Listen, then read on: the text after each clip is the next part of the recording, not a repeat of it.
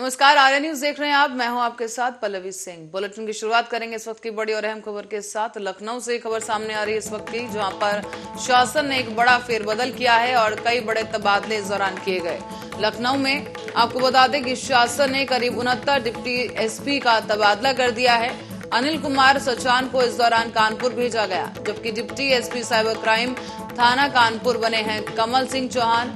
साथ ही आपको बता दें कि डिप्टी एसपी और इस दौरान डिप्टी एसपी साइबर क्राइम थाना कानपुर बने हैं और सीबीसीआईडी मुख्यालय लखनऊ में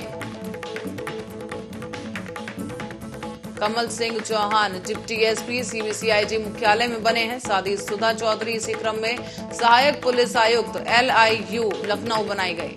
बड़ी खबर इस वक्त की आपको बता रहे हैं, बड़े तबादले यहां पर किए गए लखनऊ से।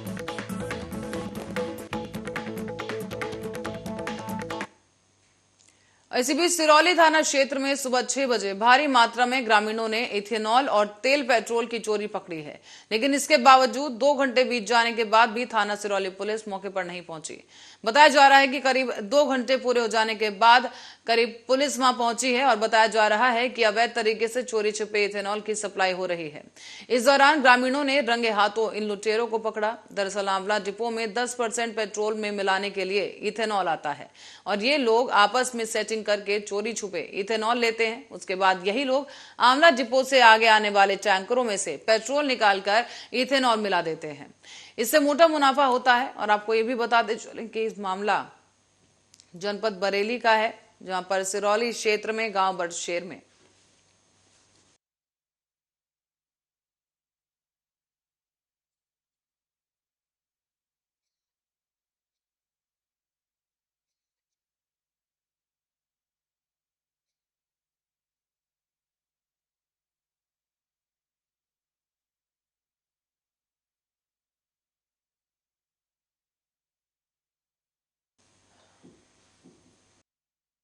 और इसी खबर पे हमारे संवाददाता रुपेंद्र हमारे साथ जुड़ गए हैं, उनसे जानकारी लेते हैं। रुपेंद्र, आपसे समझना चाहेंगे पूरा मामला क्या कुछ रहा और किस तरीके से और कब से ये चोरी की जा रही है। देखिए, बरेली के थाना सिरौली क्षेत्र का मामला है। ये तेल चोरी का खेल बहुत दिनों से चल रहा है। तेल माफिया इस तरह से सक्रिय है कि पेट्रोल में एथेनॉल मिलाने के लिए ये एथेनॉल टैंकरों से चोरी करते हैं। इसी तरह से तेल का खेल, ये टैंकरों से तेल चोरी किया करते थे। अब ये एथेनॉल उसमें मिलावट करते हैं। मिलावट करने के बाद जो है उसे फिर ये मोटे दामों में बेचते हैं। देखिए, वीडियो में साफ देखा जा रहा है कि जो है अंकुश नाम का व्यक्ति, जो कि उस एरिया का जो एथेनॉल माफिया है, तेल माफिया है, वो वीडियो में साफ तौर से दिख रहा है कि इस तरह का जो। और रही इसकी भ्रष्टाचार की बात, तो देखिए, थाना सिरौली क्षेत्र को भी इस तरह से सूचना है, इस चीज की पूरा मालूम है, क्योंकि जो उन्हीं के क्षेत्र में ये 3-4 जगह अड्डे बने हुए हैं। इस तरह से अड्डा खोलते हैं ये रोड के किनारे आया टैंकर, उन्होंने निकाला और चलिए। तो ये मामला कहीं पर बहुत बहुत बड़ी बात है। जो ग्रामीणों ने आज देखा कि बरछेर में जो तालाब के किनारे टैंकर खड़ा करके ये लोग तेल निकाल रहे थे, एथेनॉल निकाल रहे थे, तो ग्रामीणों ने देखा, उन्होंने जो है इन लोगों को घेर लिया। घेरने के बाद ये दो पिकअप भरकर ये तेल ले जा चुके थे। तीसरी पिकअप भरी जा रही थी और काफी मात्रा में जो है एथेनॉल बरामद किया गया है। मौके पर जब ग्रामीणों ने सूचना दी तो जो है पुलिस मौके पर नहीं पहुंची, 2 घंटे तक नहीं पहुंची। इसके बाद 1 से 12 पे जब कॉल की गई, तब जाके 1 से 12 वाली पुलिस ने जो है मोर्चा संभाला। पुलिस इतना देरी से जो पहुंची है, आपसे जानना चाहेंगे कि क्या कुछ कारण बताया देरी से पहुंचने का।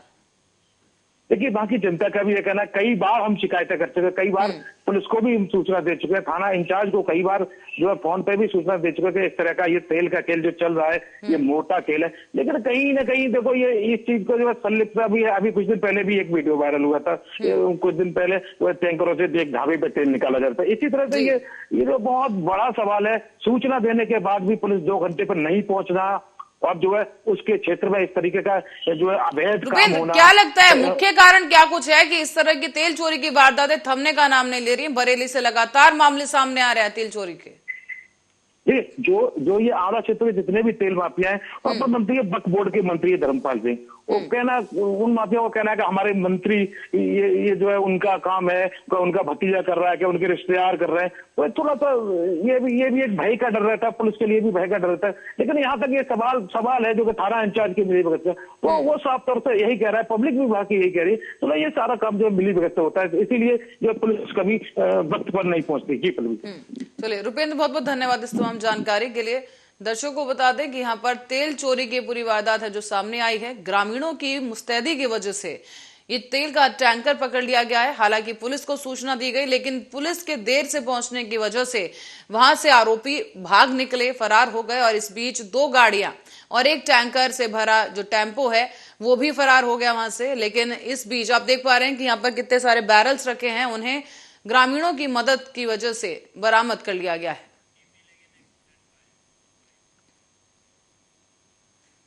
खबर औरैया से है, जहां कानपुर में हुए एक बवाल को देखते हुए आज सीओ और थाना अध्यक्ष के नेतृत्व में वाहन चेकिंग अभियान चलाया गया।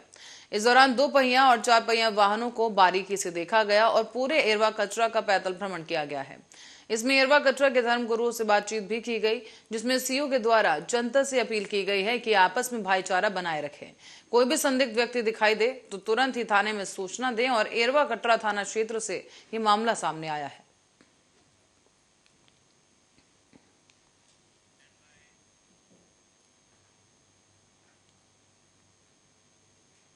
खबर हैदराबाद थाना क्षेत्र से है, जहां हैदराबाद अंतर्गत ग्राम सभा ग्रंथ लंदनपुर में ग्राम उदयपुर से आज सुबह श्रद्धालुओं से भरी एक ट्रैक्टर ट्रॉली हैदराबाद क्षेत्र के ग्राम खोखाया से वहां पर पलट गई है। अभी तक इस घटना में 2 की मौत बताई जा रही है, जबकि 28 लोग घायल हो गए हैं। इस बीच पीड़ितों का यह भी आरोप है कि घटना पुलिस की बिना वजह दबंगई के कारण हुई।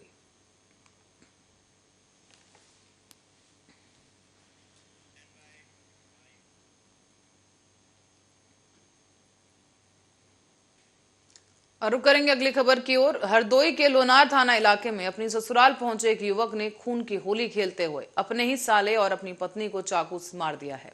आपको बताते चलें कि दोनों का इलाज हो रहा है, लेकिन दोनों को इलाज के लिए 52 CHC पर भर्ती कराया गया, जहां उनका इलाज किया जा रहा है। आपको ये भी बता दें कि पुलिस अब इस पूरे मामले की जांच पड़ताल में जुट चुकी है।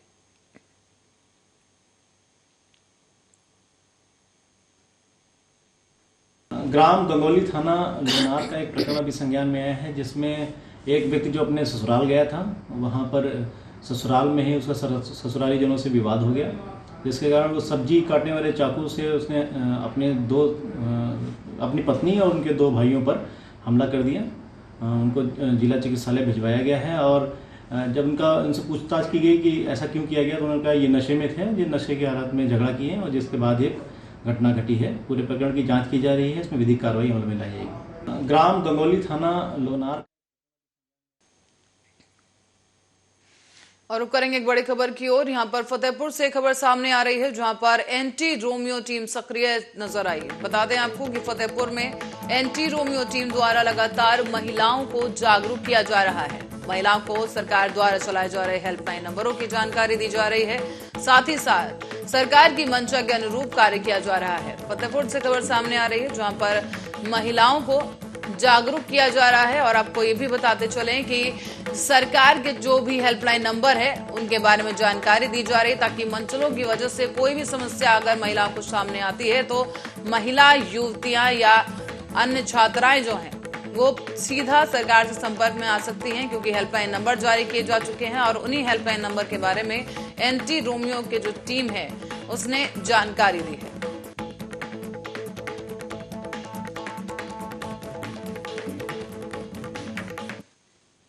और करेंगे अगली खबर का। बरेली से एक खबर सामने आई है, जहां बिथरी चैनपुर थाना क्षेत्र के गांव रजऊ परसपुर में मंगलवार की देर शाम को निर्माणाधीन दीवार अचानक से भरभरा कर गिर गई। इस दीवार के गिरने की वजह से 2 बच्चों की मौत हो गई, जबकि एक बच्चा गंभीर रूप से घायल हो गया है। घटना की जानकारी होते ही इलाके में हड़कंप मच गया और ग्रामीण आनन फानन में इस बच्चों को लेकर जिला अस्पताल पहुंचे, जहां पर डॉक्टरों ने 2 बच्चों को मृत घोषित कर दिया। गांव में 2 बच्चों की मौत से मातम पसर गया है। और जानकारी के मुताबिक यह हादसा रजऊ परसपुर गांव में बताया जा रहा है। यहां पर गांव के बच्चे वीरेश, वरुण और आशीष सेफ्टी टैंक के पास दीवार पर खेल रहे थे और क्योंकि निर्माण जल्दी हुआ था इसलिए दीवार अभी ज्यादा पक्की नहीं थी। बताया यह भी जा रहा है कि टैंक की दीवार का निर्माण शैलेश नाम का एक व्यक्ति कर रहा था और मंगलवार की देर शाम को अचानक से यह दीवार गिर गई। इसमें 3 बच्चे दब गए और इसी दौरान मौके पर हड़कंप मचा, चीख पुकार मची तो ग्रामीण भी मौके पर पहुंचे और ग्रामीणों ने किसी तरह बच्चों को वहां से बाहर निकाला।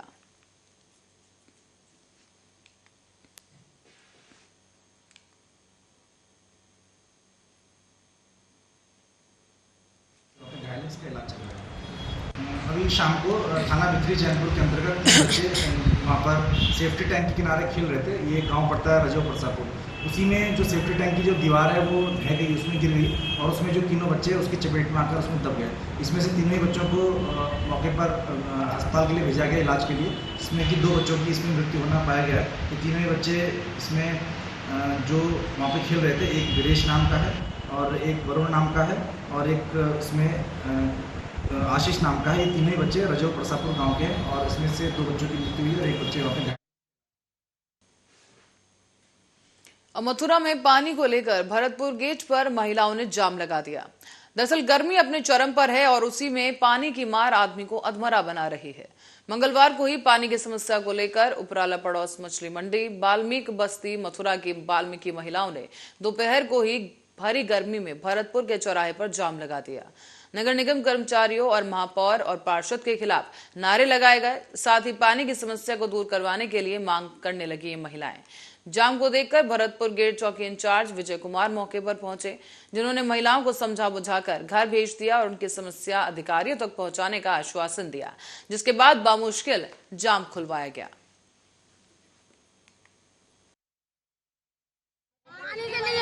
कब से पानी नहीं आ रहा है? बिल्कुल नहीं है पानी। जाकर देखो घरों में एक गिलास पानी पीने को पानी नहीं है भाई। सही के रहने वाले पानी पीने के लिए बच्चे भूखे मर रहे हैं। क्या बताइए आप, कहाँ जाए कहाँ नहीं। थोड़ा हाथ जोड़ने की बात है। समस्या जो हमारी पानी की वजह से, पानी की तो मतलब।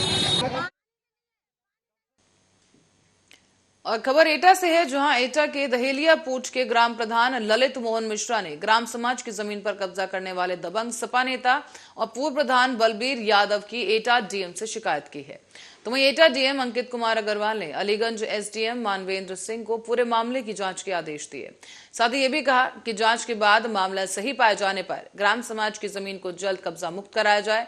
और पीड़ित ग्राम प्रधान ललित मोहन मिश्रा ने बताया कि 5 सालों से वो लगातार कोशिश कर रहे हैं और अवैध कब्जा धारक बलबीर सिंह यादव की शिकायतें लगातार कर रहे हैं, लेकिन दबंग बलबीर पीड़ित को जान से मारने की धमकी दे रहा है। एटा के अलीगंज तहसील क्षेत्र के दहेलिया का ये पूरा मामला बताया जा रहा है।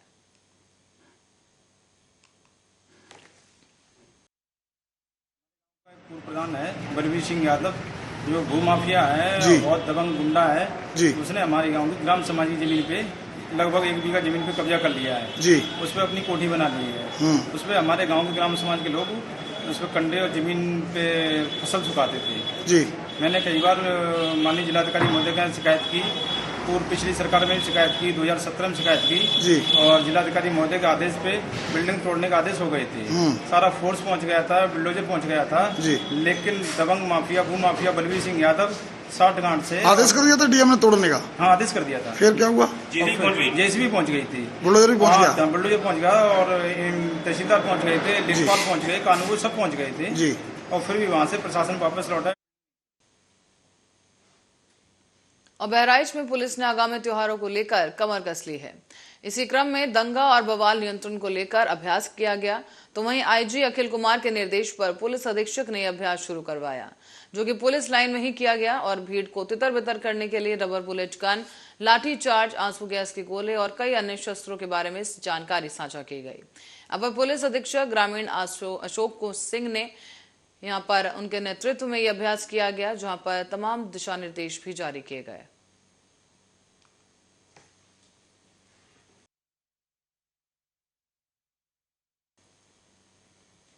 तो उत्तर प्रदेश के गाजियाबाद जिले से मंकी पॉक्स के संदिग्ध मामले में नेगेटिव रिपोर्ट सामने आई है। दरअसल कुछ ही समय पहले सैंपल पुणे में स्थित आईसीएमआर यानी नेशनल इंस्टीट्यूट ऑफ वायरोलॉजी में परीक्षण के लिए भेजे गए और बता दें आपको कि गाजियाबाद में मंकी पॉक्स के लक्षण जैसी एक बच्ची जिसकी उम्र 5 साल है, उस बच्ची में वो लक्षण पाए गए। इसी की जानकारी गाजियाबाद के सीएमओ ने दी। गाजियाबाद के सीएमओ ने बताया था कि 5 साल की ये बच्ची है जिसके शरीर पर खुजली और रैशेस होने की शिकायत है। इसके बाद एहतियात के तौर पर मंकी पॉक्स की जांच के लिए उसका सैंपल लिया गया। हालांकि उसे कोई और अन्य स्वास्थ्य समस्या नहीं थी, ना ही उसके किसी करीबी ने पिछले 1 महीने में विदेश यात्रा की, लेकिन बावजूद इसके जांच के लिए सैंपल लिया गया और वो पुणे में स्थित एक नेशनल इंस्टीट्यूट ऑफ वायरोलॉजी को भेजा गया, जहां से अब सैंपल रिपोर्ट आ गई है जो कि नेगेटिव बताई जा रही है। दुनिया के कई देशों में दरअसल मंकी पॉक्स के बढ़ते मामलों को देखते हुए केंद्र स्वास्थ्य मंत्रालय की तरफ से राज्यों को दिशा निर्देश जारी किए गए हैं।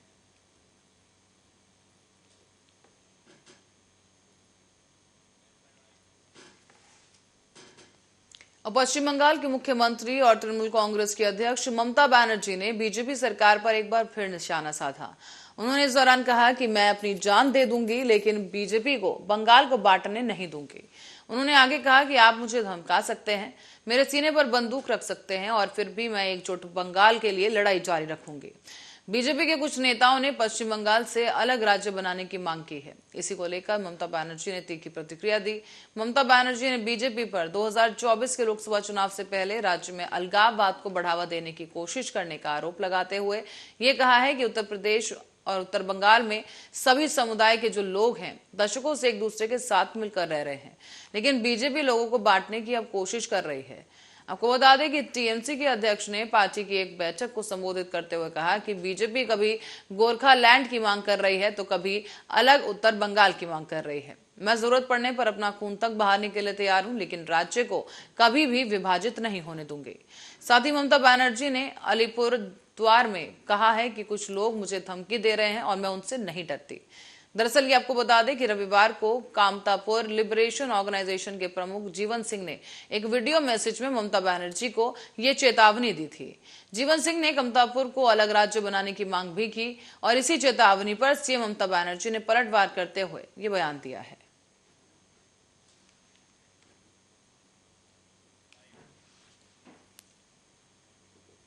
पुणे जिले से एक चौंकाने वाली खबर सामने आई, जहां जिले में शिरूर स्थित कोर्ट परिसर में एक व्यक्ति ने मां और बेटी के ऊपर दिन दहाड़े गोली चला दी।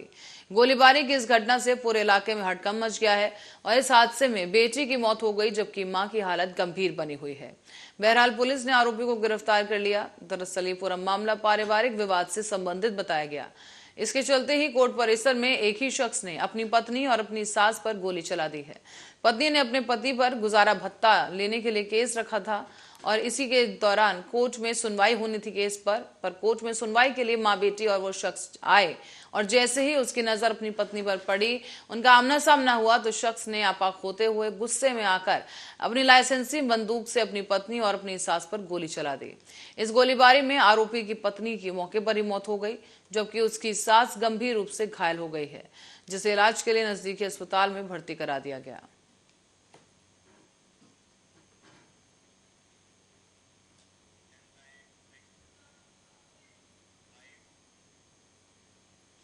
और इस बीच स्वास्थ्य मंत्री सत्येंद्र जैन की मुश्किलें कम होने का नाम नहीं ले रही हैं। परिवर्तन निदेशालय ने कोलकाता की कंपनी से संबंधित हवाला लेन देन के मामले में सत्येंद्र कुमार जैन, पूनम जैन और उनके सहयोगियों और अन्य व्यक्तियों के घरों में छापेमारी की थी। इस दौरान ईडी को 2.82 करोड़ रुपए की नकद राशि और 1.80 किलोग्राम वजन के 133 सोने के सिक्के मिले। तलाशी के दौरान विभिन्न आपत्तिजनक दस्तावेज और डिजिटल रिकॉर्ड भी जब्त कर लिए गए हैं। तो वहीं ईडी की इस छापेमारी के बाद अब आम आदमी पार्टी ने केंद्र सरकार को घेरना शुरू कर दिया है। दिल्ली के सीएम अरविंद केजरीवाल ने कहा कि इस वक्त प्रधानमंत्री नरेंद्र मोदी उन्होंने अपनी पूरी ताकत के साथ वो आम आदमी पार्टी के पीछे पड़े हैं, खासकर दिल्ली और पंजाब सरकारों के, क्योंकि झूठ पर झूठ आपके पास सारी एजेंसीज की ताकत है।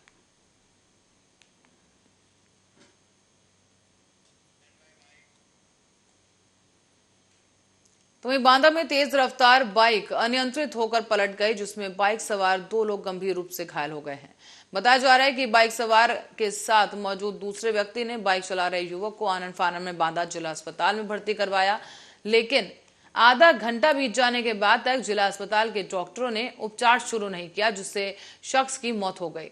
आपको ये भी बता दें कि पूरा मामला बांदा जनपद के शहर कोतवाली क्षेत्र के कनवारा से सामने आया है। यहाँ पर दो दोस्त एक बाइक में बांदा शहर खरीदारी करने के बाद अपने गांव से जा रहे थे और उसी दौरान कनवारा रोड में तेज रफ्तार बाइक अनियंत्रित होकर गिर गई। एक्सीडेंटल केस है, 2 लोग आए हैं इसमें। शिवरदानी सनाब विजयपाल, ये दरगाह कोतवाली शहर का है। 108 एम्बुलेंस और लाया गया। गैस्पिंग में आया था, बहुत सीरियस कंडीशन, हेड इंजरी और कुछ समय उपरांत इसकी डेथ होगी इलाज के दौरान और सबको बॉडी को सफा दी। एक्सीडेंटल केस है, 2 लोग आए हैं इसमें। शिवरदानी सनाब विजयपाल, ये दरगाह कोतवाली शहर का है। 108 एम्बुलेंस और लाया गया। गैस्पिंग में आया था, बहुत सीरियस कंडीशन, हेड इंजरी और कुछ समय उपरांत इसकी डेथ होगी इलाज के दौरान और सबको बॉडी को सफा दी। क्या कहते हैं, हम भी इनके साथ गए थे और जब हम वहाँ से सामान लेकर आ रहे थे तो रास्ते में क्या कहते हैं एक बाइक दी एक्सीडेंट करे थे। तो इन्हें क्या है ब्रेक मार ली थी तो गाड़ी गई थी स्लिप, ज़्यादा तेज़ नहीं थी, थोड़ी धीरे थी, तो हम क्या कहते स्लिप होकर गिर गए। उनने इनकी क्या था, उनने होश खो दिया। उनको जब एम्बुलेंस को फ़ोन किया, एम्बुलेंस को जब बुलाया गया तो एम्बुलेंस को क्या कहते हैं लेकर आए। जब यहाँ पर तो आधा घंटा हो गया, आधा घंटे इनको चेयर पे में मतलब लेटा के रखा गया। हमसे पूछताछ कर रहे हैं कि कहाँ से हो, कहाँ से नहीं हो, नंबर है। तो मतलब डॉक्टर ने मरीज को नहीं देखा? नहीं, कोई नहीं देखा। कोई नहीं देखा? खाली यह है कि हाथ देख लिया, जो सांस सुन लिया, बस चलेगा। क्या कहते हैं हमसे पूछताछ करें, आधा घंटा हो गया इनको बेस्ट करते हुए, आधे घंटे से कुछ किया है नहीं। आधे घंटे से हम क्या कहते हैं हमसे ही पूछताछ कर रहे हैं। अच्छा, कोई इलाज नहीं, न बाटला तक नहीं चढ़वाया। तो क्या कहते हैं हम भी इनके साथ गए थे और जब हम वहाँ से सामान लेकर आ रहे थे तो रास्ते में क्या कहते हैं एक बाइक दी एक्सीडेंट करे थे। और इसी खबर के साथ ही बुलेटिन में फिलहाल के लिए इतना ही। आप बने रहे हमारे साथ, देखते रहे आर्या न्यूज।